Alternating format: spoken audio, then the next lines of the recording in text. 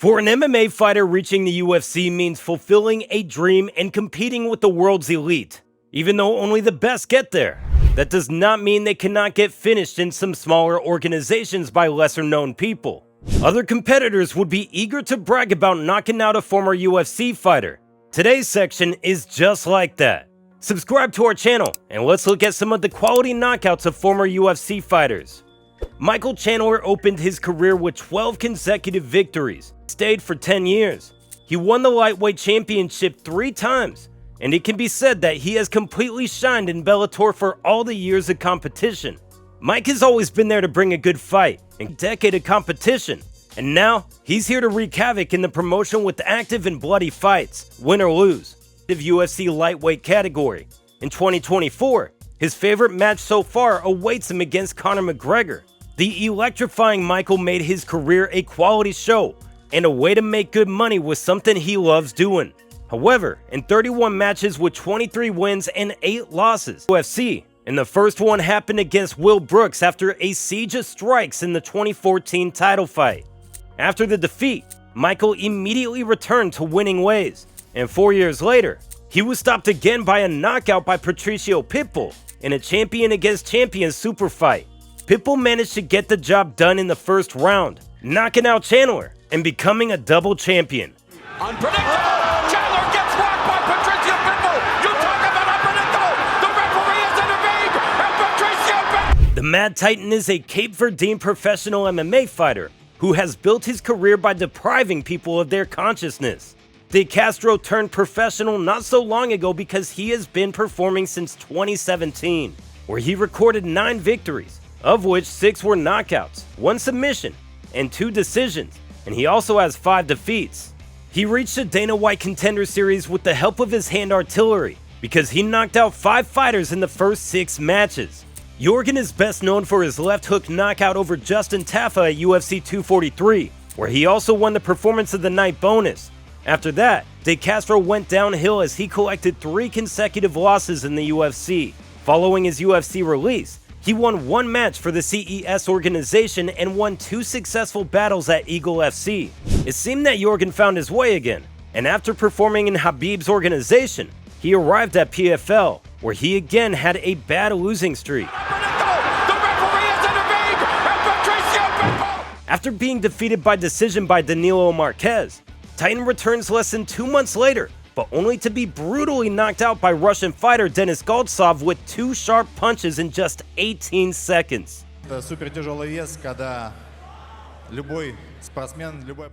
Bad luck obviously did not leave Yorgan, and he still hasn't recovered from this defeat. Old school fans certainly remember Tim Sylvia, and it wouldn't be bad if new MMA fans were reminded of this veteran. Since his first performance in 2001, the Maniac has gone undefeated in the first 16 matches, collecting KO after KO. What's even more interesting is that he fought all those matches in just 2.5 years. With his second appearance for the UFC, he managed to get hold of the heavyweight belt, which was later stripped from him because he failed a doping test. He shared the cage with the greatest fighters of his era. Some he won, some he lost, but he was always there to give the fans what they wanted to see. After 5 active years and 13 matches for the UFC, Sylvia once again became the heavyweight champ. But after 2 title defenses, the championship was taken away from him by Randy Couture. Tim went on to find his luck in other promotions, and in 2009, performing for the Adrenaline MMA organization, he fought a match against the famous boxer Ray Mercer, who made his debut in MMA. This match was supposed to be quick and easy for Tim, but of the 2, it was just quick. Ready, aim, fire. Good night. End of story. And Mercer looked like... The veteran of the sport with 31 wins, 22 by knockout, suddenly found himself on the other side of the beating. And Mercer needed 9 short seconds to stick Sylvia to the floor with his brutal boxing right. Tim, being a hardcore MMA fighter, bounced back with 4 wins, but was knocked out again in 30 seconds by Abe Wagner, who cleaned him up with a barrage of punches.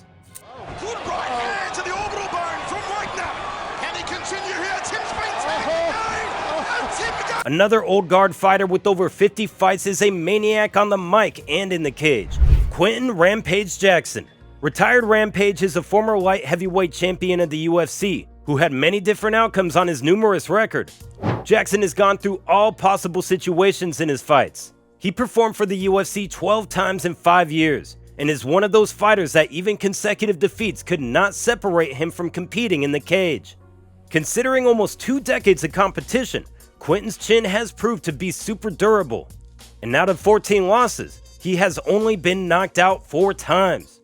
After going to Bellator from the UFC, the old Rampage won the Bellator Season 10 light heavyweight tournament, after which he won another match for the UFC and returned to Bellator again, where he was nearing the end of his career. That end came in 2019 when he found himself in the cage with legendary Fedor Emelianenko. Jackson was visibly out of shape against Fedor, who's been in top shape all his life. Rampage's poor performance turned him into a punching bag, which Fedor took advantage of and ended the one-sided beating with a brutal knockout in the first round. Attack. Big shot, and it is over. Jackson was smart enough to call it a day as far as his fighting career was concerned, leaving an impressive legacy behind him. Many MMA careers ended sadly, and Magic Marlon Moraes is one of them.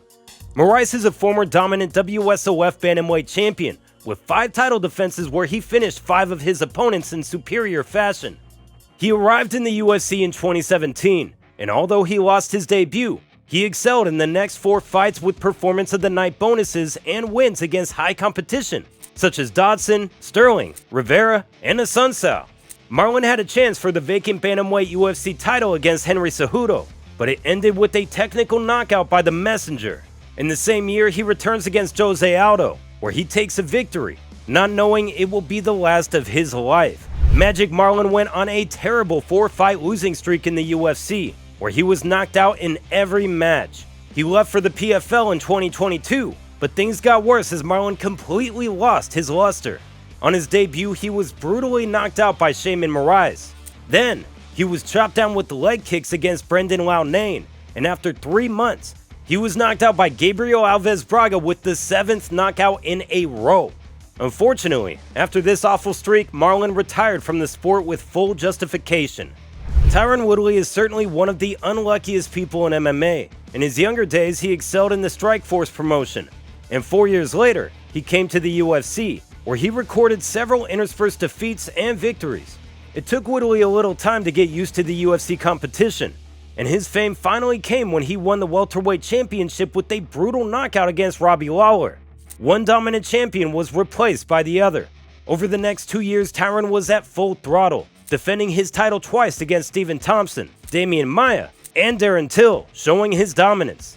However, when 2019 came, things went in the worst possible direction for him, and his career turned into one of the worst in the UFC. As Dana White said, it's always something with Woodley, and he was absolutely right. Before his release from the UFC, Woodley suffered 4 defeats. These were indeed fights against top fighters, but the fact is that Tyron was not the same after the defeat by Usman and the loss of the title. In 2021, he engaged in a boxing match against YouTuber Jake Paul, who defeated him by a split decision in the first match. Tyron was supposed to light up the face of the MMA community, but he faltered. However, a rematch soon ensued, and the Chosen One reached rock bottom when Jake Paul brutally shut him down in the 6th round of their rematch. What an incredible fall from one of the great UFC fighters. From time to time, just haven't been. Johnny Walker has been through a lot of ups and downs in and out of the UFC, but what's certain is that there is no way the man is quitting. He'd managed to go on a winning streak, but after every few matches, he would break it. Walker entered 2017 with a record of 8 wins and 3 losses, but Johnny returned at a new level and started collecting wins. In 2018, he won the UCMMA and DBD light heavyweight championships, and through Dana White's Contender Series, he arrived to the UFC, where in the following years, he shared the octagon with fighters from the very top of the light heavyweight division. After a varied score, Johnny finally woke up in the middle of 2022, scored 3 wins, and is very close to getting his chance for the title. What binds Walker to our section today are the 4 brutal knockouts he experienced in just one fight. In a match against Henrique Silva Lopez at Jungle Fight 88, Walker was shut down multiple times in just 18 seconds of the first round. 3 grandes confrontos. Para você identificá-los, o Daniel que tomou uma diretaça de direita do Henrique Montoya. We will not particularly comment on these multi-knockouts, as it's best to see for yourself. Who would have thought that a man could be knocked out in such an impressive manner?